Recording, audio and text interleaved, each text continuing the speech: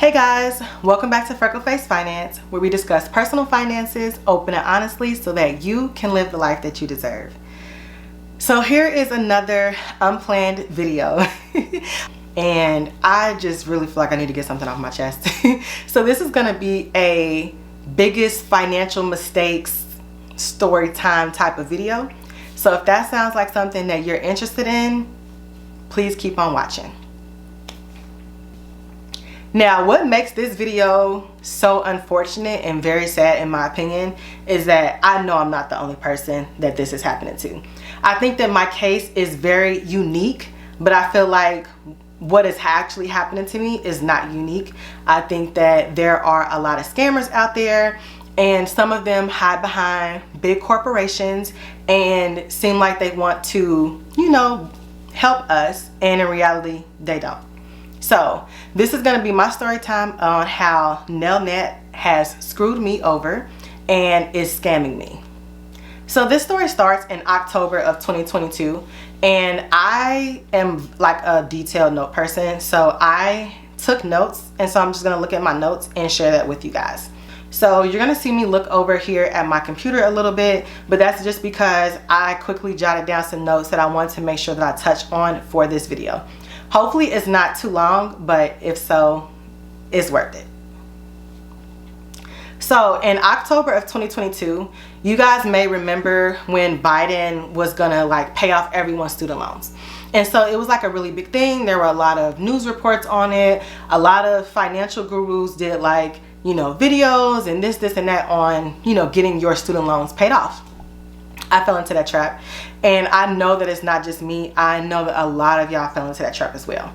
And I don't want to make it all sound negative, because I do know people who have had their student loans paid off or forgiven in full under Biden, but that was just not my case. And honestly, I don't think that that was a lot of people's cases.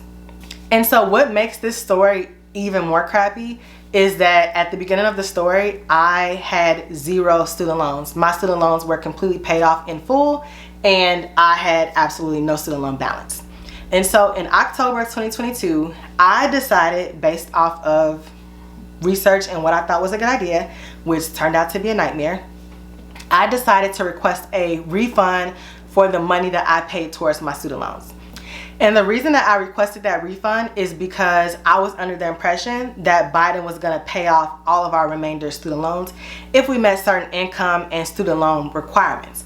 And I fell in that boat. So I requested to have $15,000 of my student loans refunded to me. So pretty much the $15,000 that I used, or the last $15,000 that I paid off on my student loans, I requested to have those refunded to me. And so that was going to create a balance on my student loan account, and in theory Biden was going to pay that off, right? And so I felt like it was a good idea at the time, because I definitely needed the money. As you guys know, if you watch any of my previous videos, I was a low income student, very, very low income.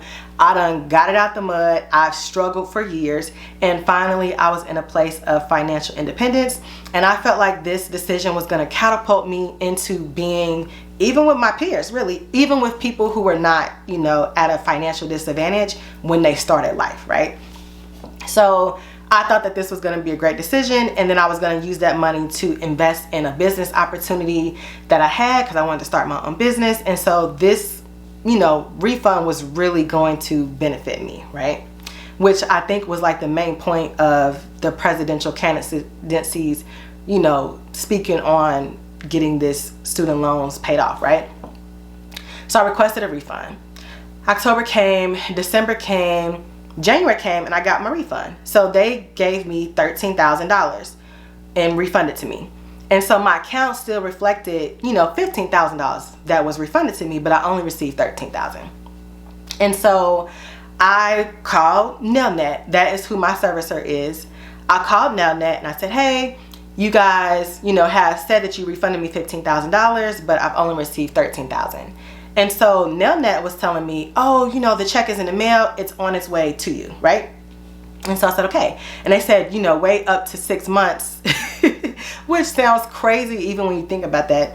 It can take up to 3 to 6 months for you to get your refund. And so I remember inquiring about that, hey, I've got my other, monies.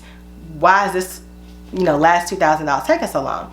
And so they gave me my $13,000 in 2 different checks. So they all didn't come in one check. So it was just one last check that I was waiting on. So I waited, and it never came. And so in this time period, I'm, calling every 6 weeks, calling to NELNET and asking them, hey, what's the status? Hey, what's the status? Hey, what's the status? And so in my notes, it shows that I called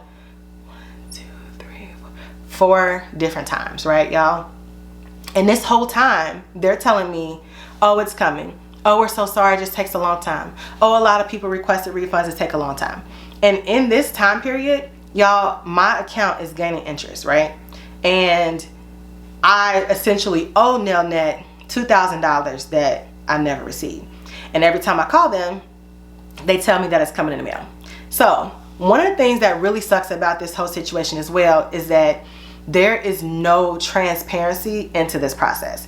Like, there is no, like, you log into your account, but there's no place where NELNET is tracking like our communications with one another. So I've asked for a incident number, nothing. I've asked for email correspondence, like, hey, can you please send me an email, detailing this conversation, nothing. I've asked for, just an email with them even telling me that, hey, we still owe you money and we know and we're looking into it, nothing. So every time that I call, there is, y'all, when I was first calling, it was like a good 30-minute to 3 hours wait time, which is crazy. And I feel like they do that to discourage you from calling. Like, what other reason would they have to have a 3-hour wait time if it's not to discourage you from calling? So if you guys see that there is, a normal company, when they see that there is a 3-hour wait time, I feel like they will offer, some type of callback service, or, they will hire new employees. So the fact that they weren't doing this, and this was like over a year, is just crazy. Now, I will tell y'all that NELNET has gotten better. So I actually called them today, which has prompted this video. I called them today, and I would say the wait time was maybe 10 to 20 minutes, but it's still like unacceptable. Like, my whole experience with NELNET has been unacceptable. And it's just really mind-boggling to me that a company, or I don't even know if they're a non-profit or not. I would say that they are for profit because they steal money. So yeah, or let me not get sued. I'm having a negative experience with NELNET. I feel like they owe me money. So, I won't make any factual statements of that they stole money from me because I don't want to get sued. But at this point in time, NELNET owes me money and they're negligent about it, okay? So, 2022, this started. In 2023, let's see, in November timeframe, I realized, you know what? I keep going in circles. Every time I call y'all tell me it's 6 weeks, it's 6 weeks, it's 6 weeks. And here we are in November, like literally a year after I've originally requested my refund. And, it's coming up on a year from when y'all sent me a partial disbursement. I feel like y'all not doing nothing, right? So I reached out to the Department of Education to file a complaint, because I, at this point, am reaching out to NELNET to file a complaint. I'm filing a complaint, but they're not giving me any type of complaint number. They're not giving me any tracking number to check in on my incident. So then when I call into NELNET, I'm calling in every couple of weeks, asking them, what's the status? And they always give me the same thing. They say, oh, we're gonna forward this to our such and such team. We're gonna forward it to our such and such team. And they just kept saying that for months, y'all. Like, how is that acceptable? So what put the nail in the coffin is when I called in November, they were like, oh, we had our special people's team look into it and we don't owe you any money. Like, what? So then, of course, I feel like it's very easy to prove that So of course, I feel like it's very easy to prove that NELNET owes me money. So if you look at my account and it shows that I have $15,000 on my account, and you show that I've cashed checks for $13,000, Where is this other $2,000? So I asked them, you know, can you please give me a printout of, you know, or can you look into the checks that I've cashed, and you'll see that there's a gap there. Yes, we forwarded to our such and such solutions team, and we're going to look into it. Okay, like, how can I file a complaint? Thank you so much. I feel like I've been going through this for months now. How can I file a complaint? I filed a complaint with NELNET. Nothing. Just crickets, y'all. When I call in to ask if my complaint has been forwarded to anybody, you know, they forward it to their solution team and they're working on it. And by December, I say, you know what? NELNET is ignoring the problem. They know that they owe me money, and their process is not transparent. I don't even feel like they have a clear process, because even when I call in and I speak with like the service desk people or like the first line people, they have no idea what's going on. When I ask to speak to a supervisor, they just keep giving me the same answers, and no one is being able to resolve my issue. I feel like there's no reason why there should be an issue that has been open for 12 months. Like, how is that acceptable? So I decided to reach out to the Department of Education and file a complaint.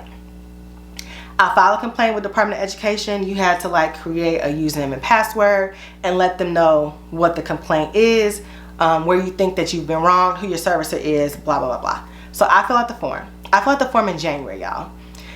It took 30 days for the Department of Education to provide me a response. And what I did like, I'll give them credit, what I did like about the Department of Education is that their tracking system for complaints is transparent, right? So you make a username and account, you file a complaint, they give you a reference number, and then you can see in the portal where your complaint is and like what work has been done on it. Now, what my issue is with the Department of Education, and I kid y'all not, today, this morning, I checked my email, which is prompting this video. I checked my email and I have a response from the Department of Education. And they say, you know, thank you for, you know, filing your complaint. We are going to look into it. We have assigned this third-party company to look into your complaint. Y'all, why was the third-party company NELNET? I can't make this up, and I feel like I'm laughing to keep from crying. But if I have a complaint against NELNET, why would y'all assign them as the third party to look into my complaint? Like, that makes absolutely no sense at all. So I wanted to look it up real quick because I want to read y'all exactly what they sent me. Thank you for contacting the U.S. Department of Education's Office of Federal Student Aid. This email is to notify you that ED has assigned your case to NELNET for resolution. Make that make sense. And I'm not even gonna cry, y'all, because this is just dumb. And the email is signed by NELNET Servicing. Makes absolutely no sense. I don't see how that is acceptable. Like, I feel like all of these corporations, our employers, school districts, they have more accountability than the Department of Education. They have more accountability than these loan servicing companies, like more transparency. How is it acceptable that you are servicing millions of people, you're dealing with billions of dollars, and you don't have a transparent portal or a transparency with the people that you're supposed to be servicing? That is absolutely unacceptable. So that is where I am with my case. I contacted NELNET today, and I'm just going to insert a little bit of that conversation for y'all to just listen to. And just so you know, when I contacted them, I did let them know that, you know, you're recording me and I'm recording you as well. So I'm going to play this conversation for y'all. And so as you can hear in that conversation, the other person on the end of the line, she refused to give me notes of all the times that I called in, because now I feel like, you know, I need to be, if y'all not going to help me, we might as well be starting up a class action lawsuit. Because I will not back down. And I know some people are probably watching this and they're just like, you know, oh my gosh, it's only $2,000. But other people, which I fall into that category, where I feel like $2,000 is a lot of money. Like, that is a lot of money. And NELNET and Department of Education is just acting like, oh well, we'll just sweep it under the rug And if you think about it, I know I'm not the only person that this is happening to. And so if I'm not the only person that this is happening to, how many other people do y'all owe $2,000+ to? Or let's say less.